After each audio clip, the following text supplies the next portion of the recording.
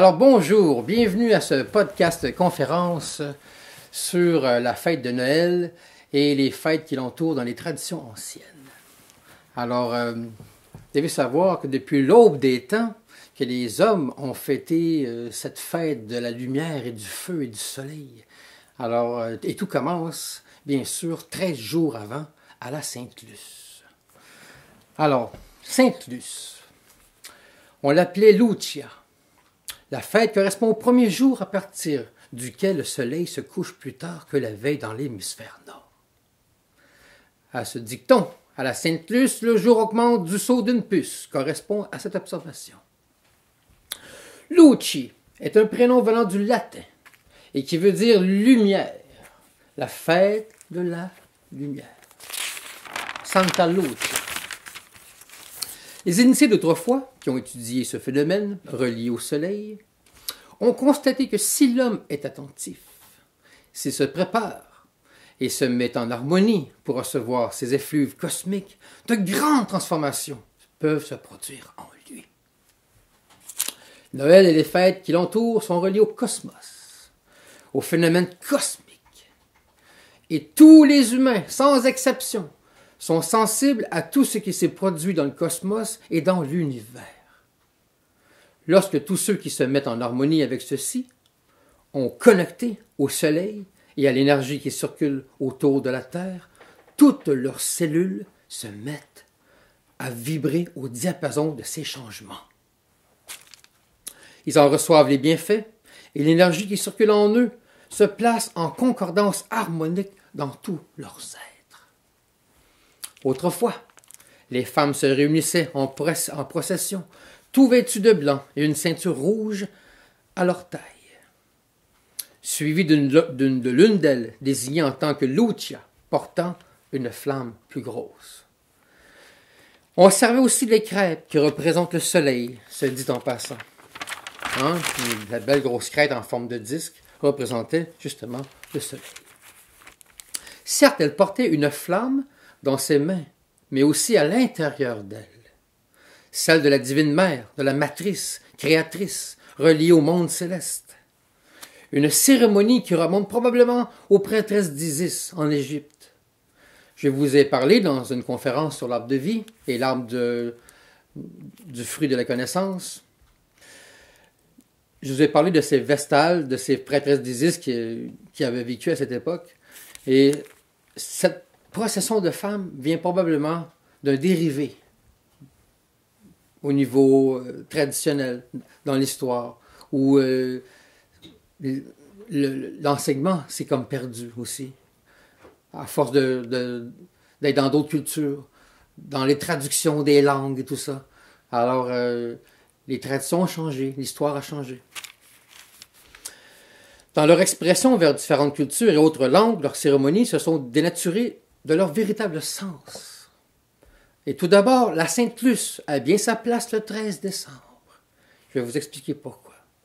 Il ne faut surtout pas la confondre avec la Sainte-Lucie, qui a aussi sa place le 6 juillet à l'opposé dans le zodiaque. J'ai le zodiaque ici, juste en haut. Je ne sais pas si on le voit dans la caméra, mais on voit que la Sainte-Lucie et Sainte-Luce se croisent droit dans le zodiaque. Nous sommes le 13e jour précédent Noël. C'est là que débute le cycle de Noël. Luce signifie lumière. À la Sainte-Luce, la lumière revient doucement. Ils sont opposés toutes les deux. Les jours augmentent le soir, mais le matin, ils diminuent encore. d'1 minute par jour, jusqu'à la fin décembre. Et le 28 et 29, ils vont se stabiliser. À la Sainte-Luce, on va chercher la lumière. C'est l'œuvre en noir des alchimistes. L'œuvre se met en place. C'est le symbole de la lumière et de la virginité. L'alchimiste place le creuset et place l'antimoine dans le creuset encore vierge. C'est le début de la recette. Il n'est pas encore chauffé. Luce a bien existé en tant que martyr. Ne voulant ne pas céder à sa virginité, elle fut enduite de poids, puis on l'alluma, mais le feu et les flammes n'avaient pas de prise sur elle. Ça, c'est un bout spécial, où on voit que il y a eu une force là, surnaturelle qui s'est passée. Et on sait très bien que les anges ne peuvent brûler, peuvent marcher dans la lave s'ils veulent.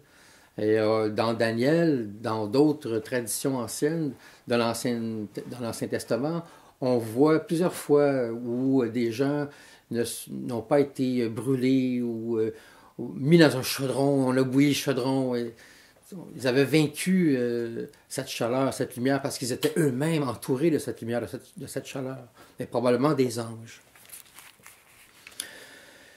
Et oui, on lui enfonça alors un glaive dans la poitrine, puisque le feu n'avait pas de prise sur elle.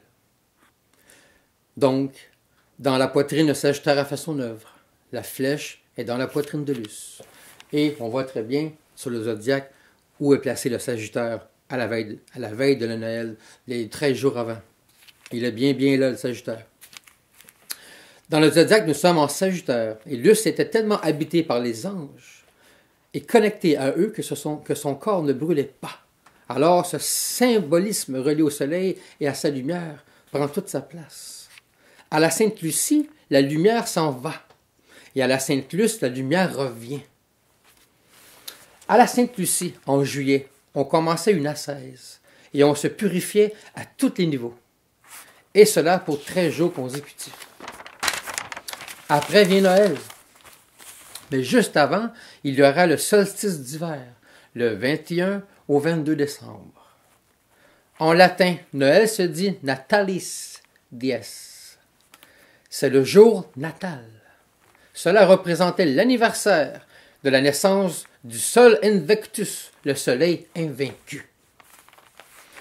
Mais en moins 50, Jules César voulut mettre le calendrier lunaire en accord avec la course du soleil et créa le calendrier julien, base de notre propre calendrier, qui fixa erronément les jours les plus courts de l'année au 25 décembre. Mais en 274, l'empereur Aurélien se fit diviniser de son vivant et imposa le culte du soleil invaincu lors d'une célébration le 25 décembre. Mais, traditionnellement, les peuples nordiques décoraient l'intérieur de gui, de houx et de branches de sapin afin de célébrer celui qui ne meurt pas en hiver et de rappeler que la nature renaît elle aussi avec le retour du soleil. Certains fabriquaient des couronnes placées sur leurs portes et la brûlèrent dans le feu. Et la dernière des 12 nuits sacrées, donc le 13, on plaçait la couronne et le 25, on la brûlait en offrande au feu.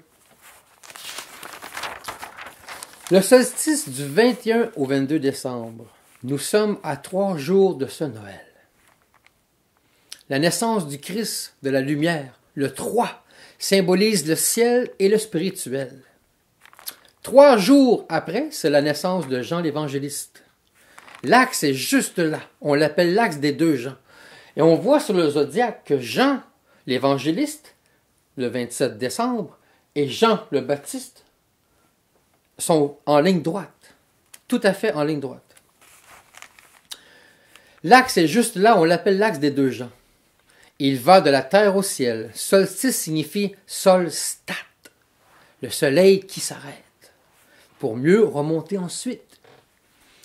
D'où la phrase de Jean le Baptiste, « Il faut que lui grandisse et que moi je décroisse ».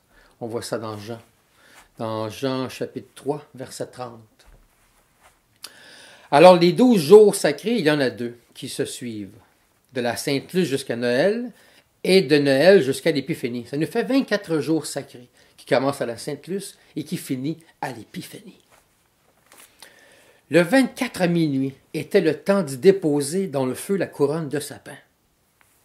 On allait placer à l'origine des cadeaux sous un sapin pour Odin. Dans la forêt, les gens allaient déposer des cadeaux sous le sapin. Et c'était pour l'offrir à Odin, le père des autres dieux. Chez le peuple celte qu'on faisait ça. C'est la naissance du glorieux Fils qui disait et proclamait « Je suis la lumière ». C'est la deuxième partie de l'œuvre des alchimistes, l'œuvre en blanc.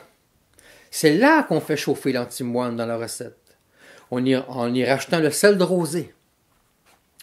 Donc, à la Sainte Luce, c'est l'œuvre au noir et la nuit obscure.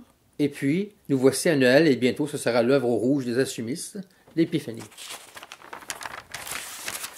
Noël fut jadis relié à Nemrod, qui se maria avec sa mère Sémiramis. Et à chaque anniversaire de Nemrod, Séminaris prétendait que Nemrod venait rendre visite aux confrères et déposait des cadeaux.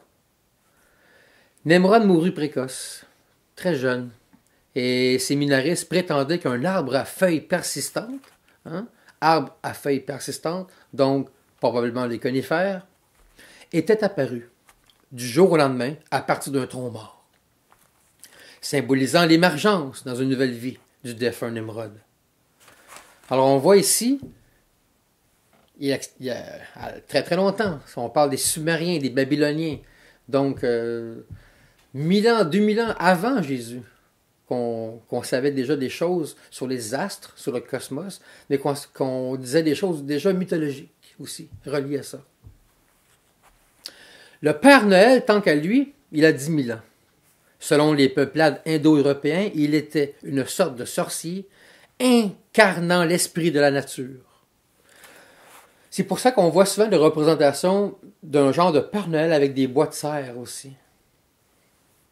Prenant souvent la forme d'un personnage cornu et masqué et barbu à branches à la main. Odin, grand barbu, Gargan, fils de dieu solaire celtique, Beltane sont le même personnage. Et Odin, en passant, était tiré par des reines.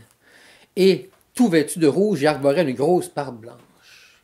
C'était l'image de Odin chez les Celtes, à ne pas oublier. Donc on a copié l'image du Père Noël sur l'image d'Odin.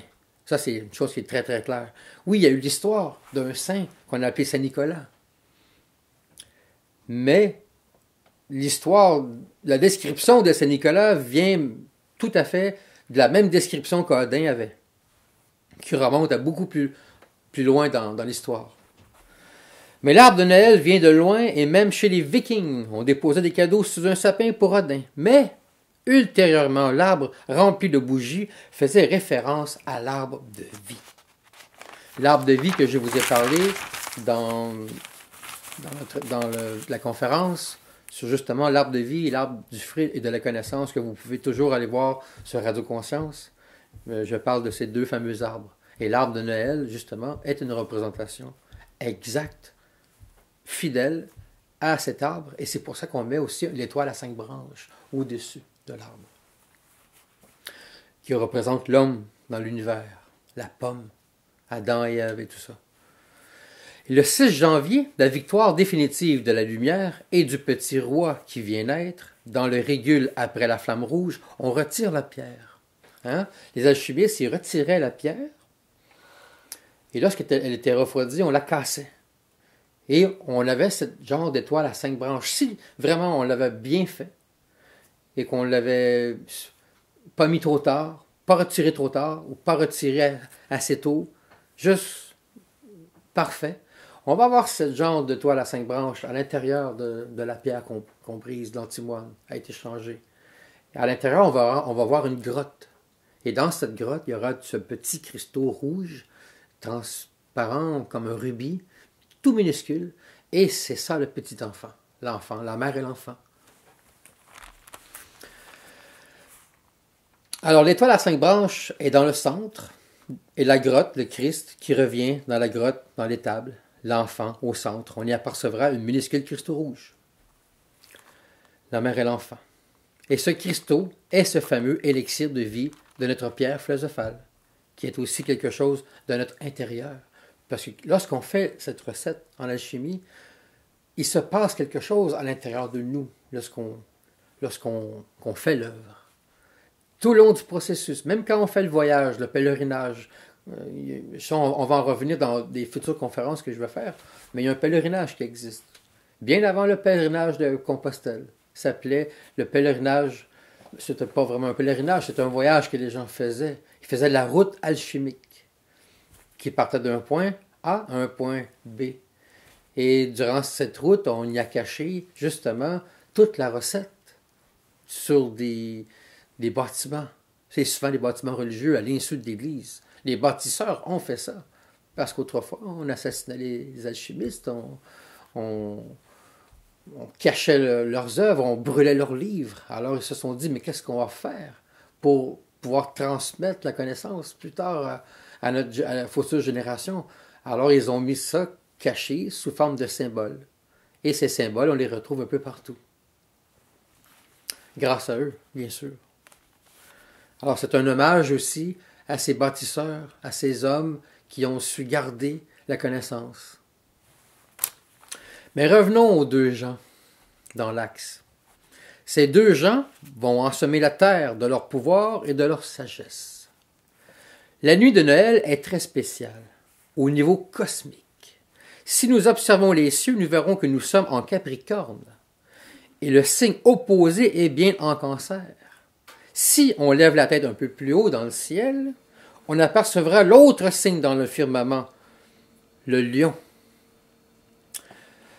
et la Vierge. Le lion, c'est Judas, fils de Jacob, fils d'Israël, ancêtre de Joseph, père de Yeshua, Jésus, lui-même descendant de la lignée de David. Donc, dans le lion, nous trouverons les parents de Joseph, Joseph son père et Anne sa mère. Et dans la Vierge, nous verrons briller de tout son éclat la constellation du Bouvier.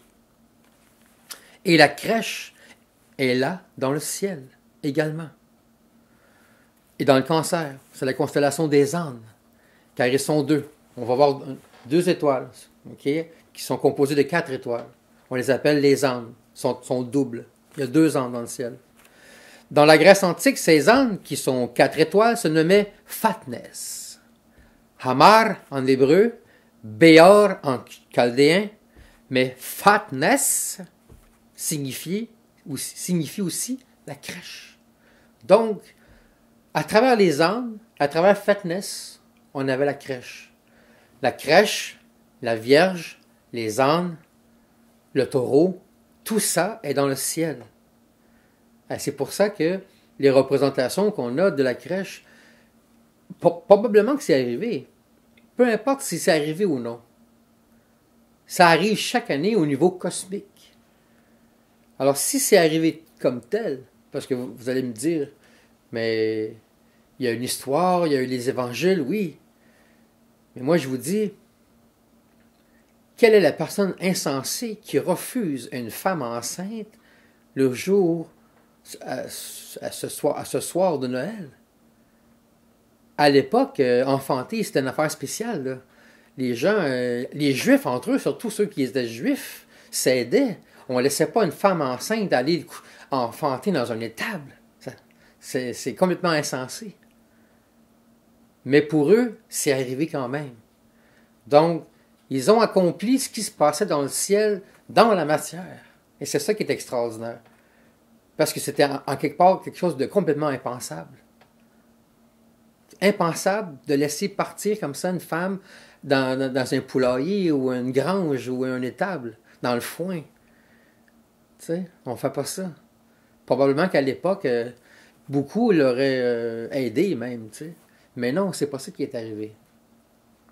Donc on se fie que même Dieu, même la conscience universelle, cette énergie qui circule, a fait œuvre dans la matière pour démontrer que la prophétie se réalisait à ce moment-là.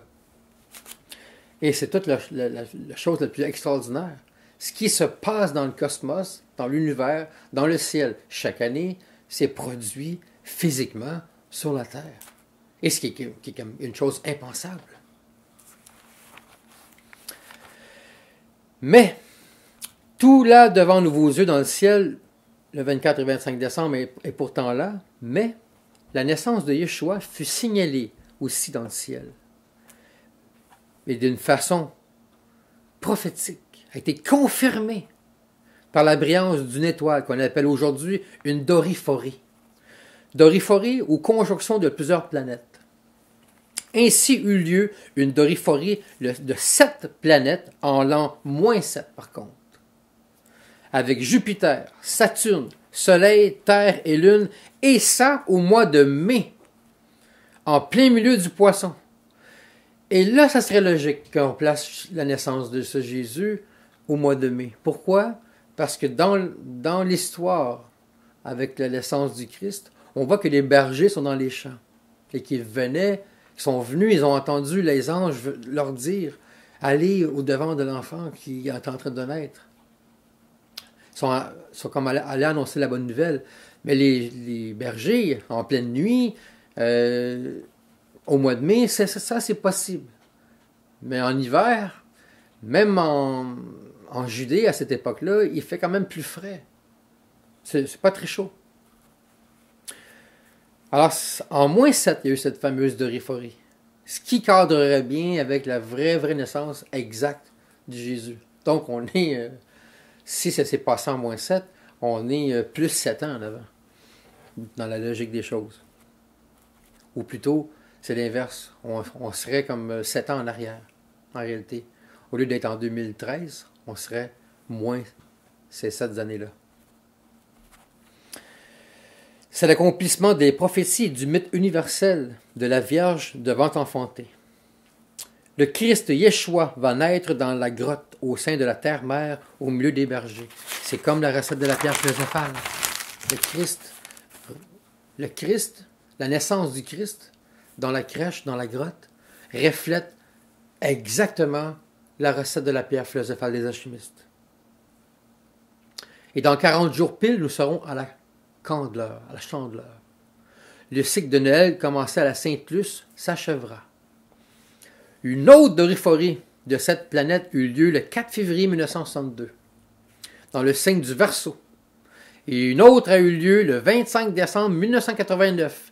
Et ça, celle-là qui a eu lieu la dernière, 8 astres sur 10 étaient regroupés en Sagittaire et en Capricorne. La date de la naissance de Jésus sera définitivement fixée le 25 décembre. Mais au départ, c'est l'antique liturgie sumérienne du fin fond de la Perse qui perdure jusqu'à nos jours. Le 25 décembre, un soleil nouveau renaît, et cela chaque année. Et ces effluves énergétiques descendent dans le cœur et l'âme de tous ceux qui s'y connectent. Alors c'est une chose de fêter Noël, mais de le bien fêter. C'est une réception. Il faut fêter Noël de cette façon, à l'intérieur de nous, avoir des moments de solitude dans la journée, ou même le soir, et se connecter au cosmos, de ce qui se passe dans le ciel, et se connecter au soleil, et se connecter à la source divine, et la laisser pénétrer dans des méditations, des prières. Il y a bien des gens qui fêtent Noël dans les bars, en famille, et on mange, et on boit, et on est malade, et c'est pas ça. Ça, c'est pas se connecter. Alors, faire naître l'enfant Christ en nous, c'est se connecter à cette source. C'est toute une très haute différence. Alors, ce qu'on a fait de Noël est devenu une fête un peu commerciale, où ça arrange tout le monde, en fait, que ce soit la cohue dans les magasins, puis que tout le monde dépense, et ça fait rouler l'économie. Bon, ça, tout le monde l'a bien compris. Mais c'est pas juste le fait de faire rouler l'économie qui est important dans ça. C'est le fait de faire naître le Christ en nous et se lier au cosmos. On va en venir à les 2 Jean, les fameux 2 Jean dans le zodiaque. Le 27 décembre, c'est la Saint-Jean d'hiver. Le Baptiste, resplendissant de lumière, a pour symbole le rouge et le rubis, la miséricorde. L'évangéliste, lui, qui sort tout juste des ténèbres, a pour symbole le vert et l'émeraude. Jean, c'est la louange, le spiritus, qui est toute la sagesse du monde. Et si, avec Jean le Baptiste, nous étions à la porte des hommes, avec l'évangéliste, nous sommes à la porte des dieux. Un vieux dicton populaire nous fait comprendre l'opposition des 2 Jean et leur place sur le zodiaque. Leur avait attribué le surnom de Jean qui pleure, c'est le Baptiste, la porte des hommes. Et de Jean qui rit, c'est l'évangéliste, la porte des cieux, la porte des dieux. La Jérusalem resplendissante, la Jérusalem céleste, annoncée par Jean l'évangéliste, est justement une Jérusalem céleste. Quand on perdit la vénérable cité, cela donna naissance un 27 décembre, jour de la fête de l'évangéliste, en 1118, à 9 heures le soir exactement, à l'ordre des chevaliers templiers créés ce jour-là. Même l'ordre des chevaliers templiers a été créé exactement la fête de Jean l'Évangéliste, le 27 décembre.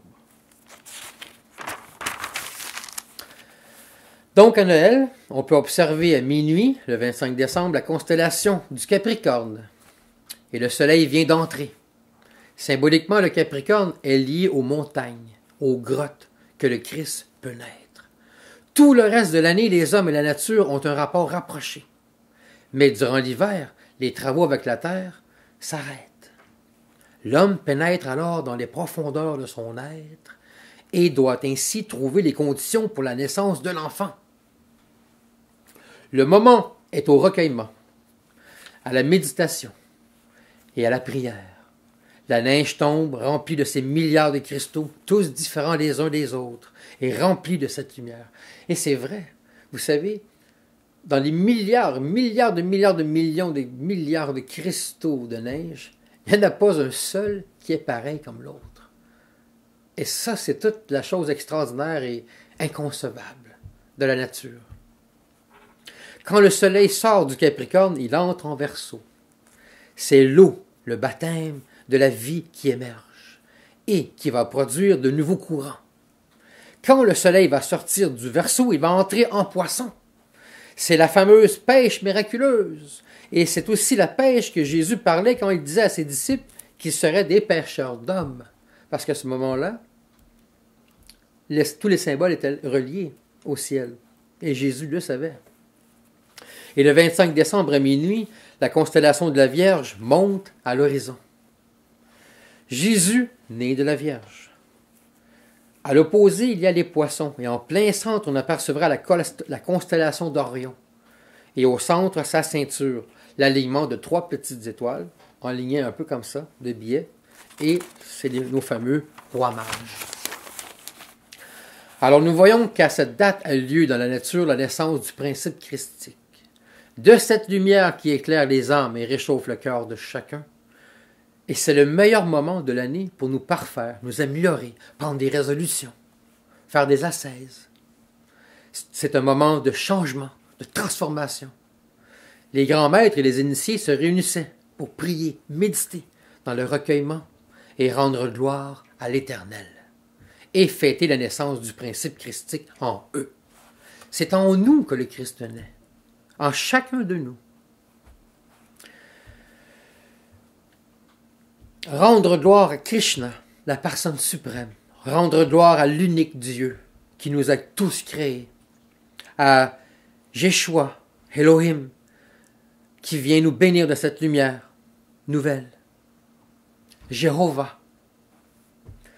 Pourtant, sur la terre, en majeure partie, beaucoup parfois fêtent d'une autre manière. Buvant, mangeant allègrement, les cabarets se remplissent, les boîtes de nuit regorgent de personnes qui s'enivrent, dans l'inconscience de ce qui se produit dans le cosmos.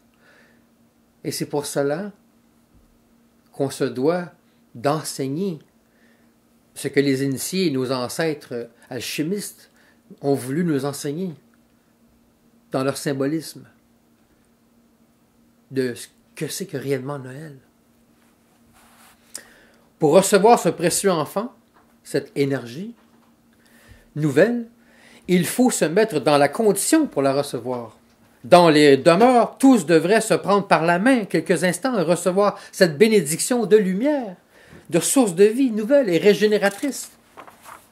Autrefois, l'aîné donnait la bénédiction à tous les membres de la famille. La source passait par lui. Les gens doivent reprendre cette conscience de toutes ces choses mises de côté. C'est un événement cosmique, pas seulement historique.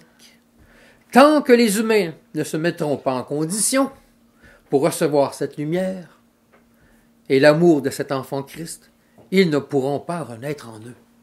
L'enfant Christ ne peut pas renaître si on ne se connecte pas à cette source. Que ce soit quelques instants par jour, le soir, le matin. Il faut juste y penser. et se mettre dans l'état. C'est un état d'être. Être un humain est déjà un état d'être. On n'est pas humain juste parce qu'on est des humains. Manger, boire, dormir, travailler, avoir du plaisir. Non. Être un humain, c'est déjà un état d'être. Mais faire naître l'enfant Christ en soi, c'est un autre état d'être, encore plus profond. Donc, il faut y mettre des efforts. C'est pour cela que nombre d'humains qui pensent qu'aller à l'église et chanter « Il est né le divin enfant » et continuer à entrer dans l'ignorance de ces événements cosmiques qui se produisent chaque année, ne ressentent pas ce Christ en eux. Tant que le Christ ne naît pas en vous ou en nous, tout ce que vous ferez de banal ne servira à rien. Pour comprendre la naissance du Christ, il faut la comprendre comme étant un phénomène historique, un phénomène psychique, un phénomène mystique et un phénomène cosmique. Pour que naisse l'enfant, Christ, il faut un père comme Joseph, l'intellect, et une mère comme Marie, le cœur, l'âme, l'amour. Quand le cœur et l'âme sont purifiés, alors naît l'enfant. Cela demande une préparation. Joseph et Marie ont également eu cette préparation. L'étoile à 5 branches doit descendre sur nous. Elle descend, cette étoile, sur la tête des initiés lorsqu'ils sont connectés à cette source. Et c'est les 5 vertus. La bonté, la justice,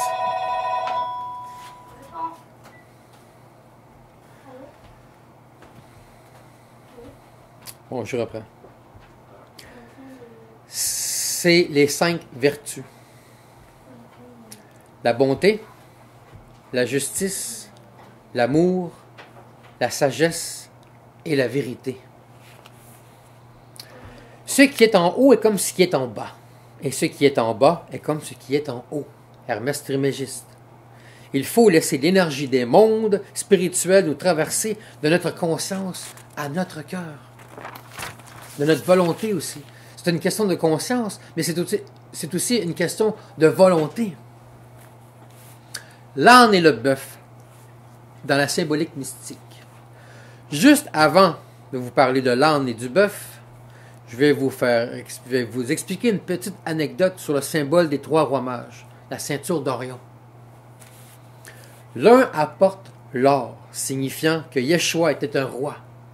L'or, la couleur de la sagesse qui brille comme une couronne au-dessus de la tête des initiés. Un autre apporte de l'encens, signifiant qu'il était un prêtre, relié au cœur et à l'amour. Et le dernier apporte de la myrrhe, pour préserver le corps et protéger de la destruction. Et vous savez, l'or est relié aussi à un séphiroth, c'est le Tiferet.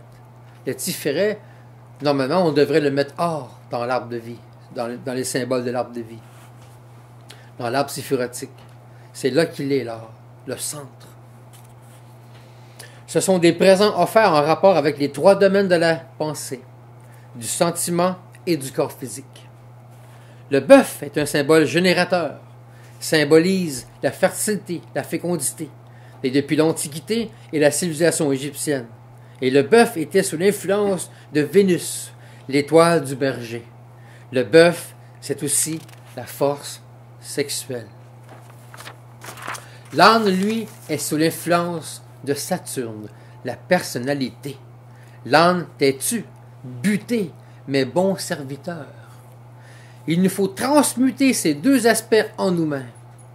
Les initiés sont ceux qui sont arrivés à maîtriser ces 2 aspects, ces 2 champs de force, et les mettre à leur service.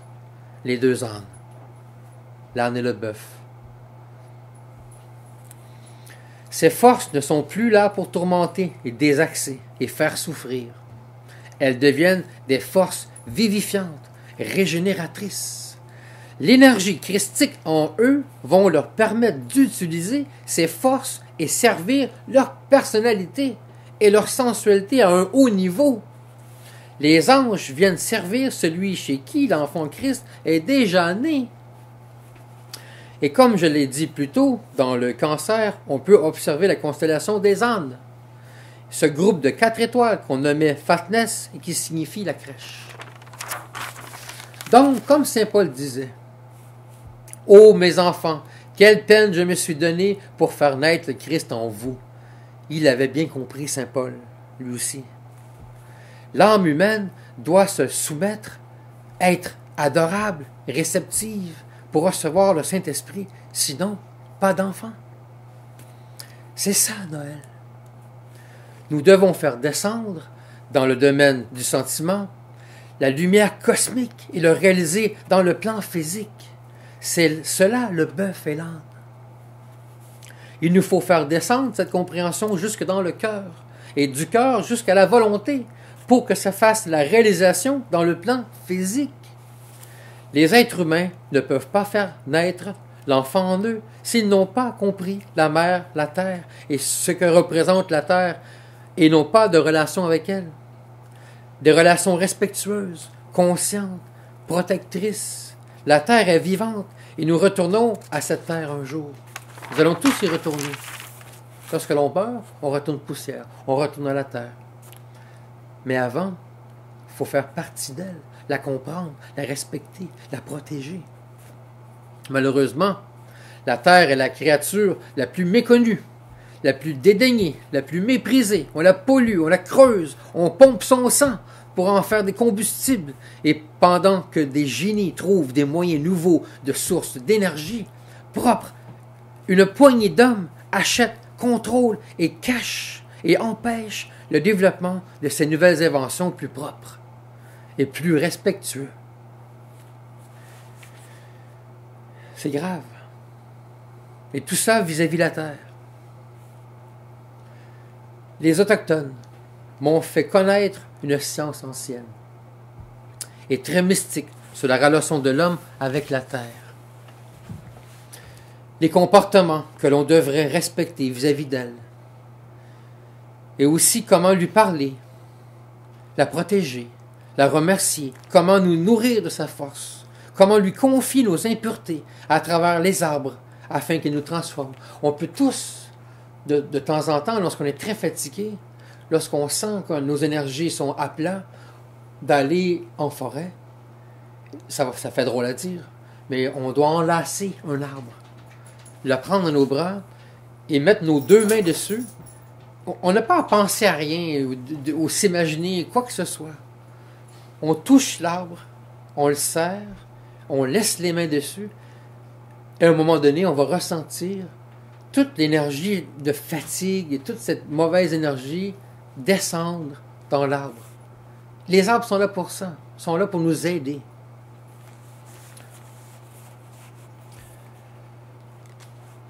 On peut travailler des années à tous les jours sacrés entourant Noël avant de faire naître le Christ en nous.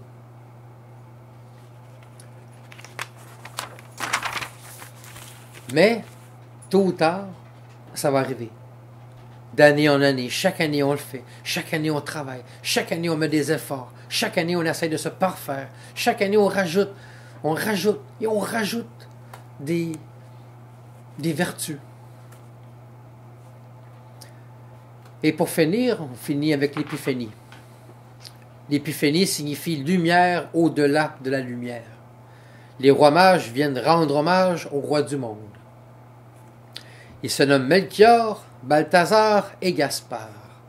Jésus se voit offrir des présents et est reconnu comme roi, prêtre et prophète. Les rois mages sont des vêtements de couleur symbolique. Le premier habillé de noir, le deuxième d'un manteau blanc et le troisième d'un rouge. Le grand œuvre ici est encore représenté.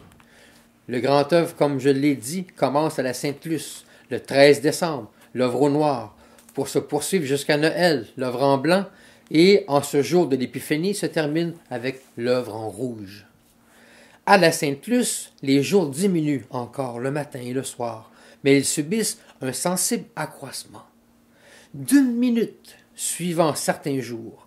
À partir de Noël, l'accroissement de la lumière est caractéristique et observable. Ce n'est qu'à l'Épiphanie que l'augmentation va devenir régulière. et à la fois le matin et le soir. L'épiphanie, c'est la tradition de la galette, qui est une tradition très ancienne et qui était symbole de sacrifice, avec la fève blanche cachée dans la galette qui signifiait absolution. Qui trouve la fève blanche dans la galette trouve le Christ qui est lumière et vie. Phoebos, P-H-O-E-B-U-S, Phoebos, qui se décompose en phos, la lumière, et en bios, la vie. L'élu est devenu roi, mais après avoir mangé le pain, ce nouvel initié devra boire le vin, fêter l'épiphanie. C'est un peu fêter l'épiphanie, c'est un peu accomplir un rituel mystique, mystérieux et fondamental. C'est une galette qui porte Janus à la cathédrale de Chartres. On disait que trouver la fève dans la galette, c'est pour être roi, non pour un jour, mais pour un an. Mage vient du mot majas, et ça signifie masdéisme. Les mages venaient donc de Perse, amenant leur culture solaire du dieu Mitra. Mais comme j'ai dit plus tôt, ils sont aussi dans le ciel, dans la constellation d'Orion. Ils ont comme nom Malik, roi, Halim, qui veut dire savant, et Natik, orateur.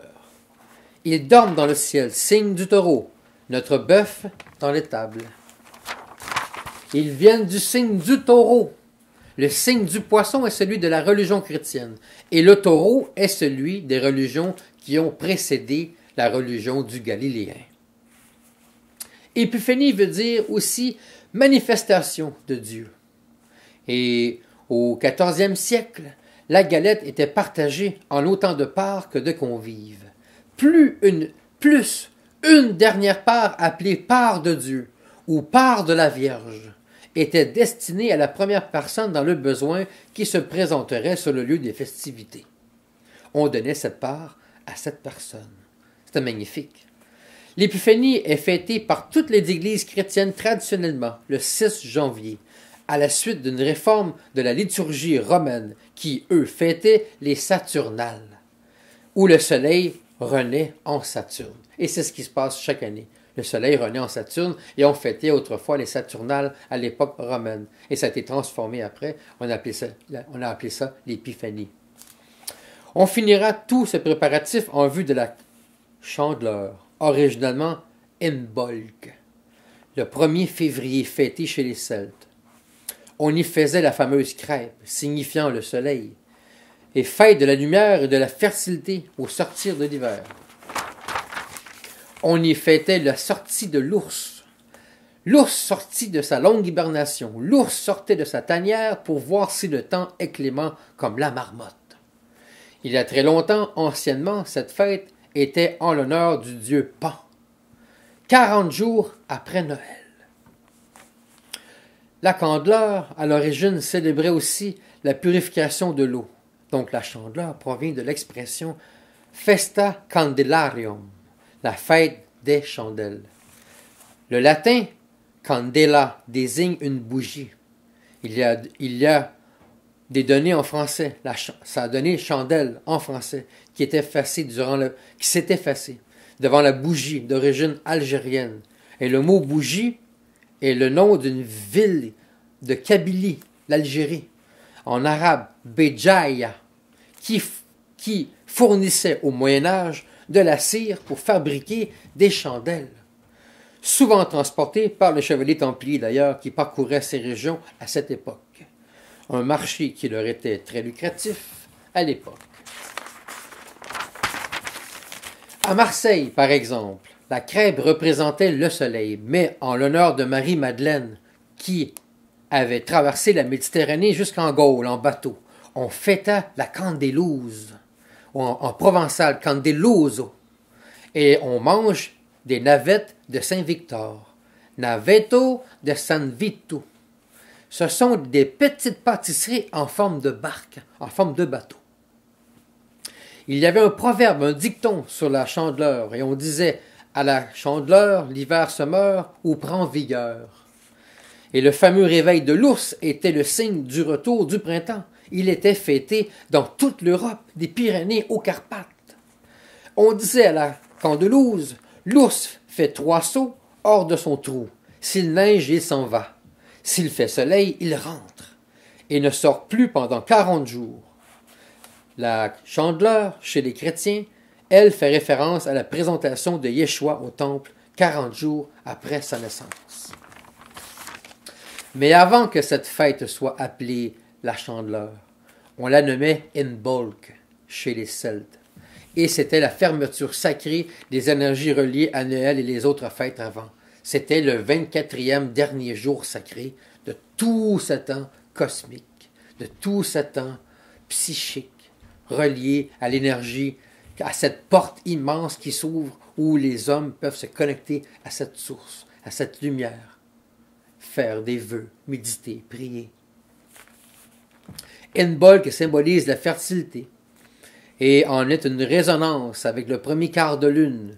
Imbolc symbolisait également la première manifestation de vie après la nuit la plus longue et la plus noire du solstice d'hiver.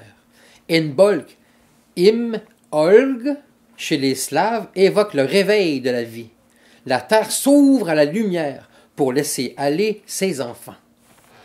Imbolc est relié aux premières naissances de la médecine magique, aux guérisseurs, aux arts du feu et de la forge, et l'inspiration poétique.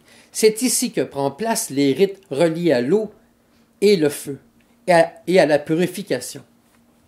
On y mettait un large contenant rempli d'eau dans laquelle flottaient 8 bougies, le chiffre 8 encore qui revient, symbolisant la lumière qui naît des 2 eaux. Naître du feu et de l'eau, ceci est une autre référence à la deuxième naissance mentionnée par les anciens initiés.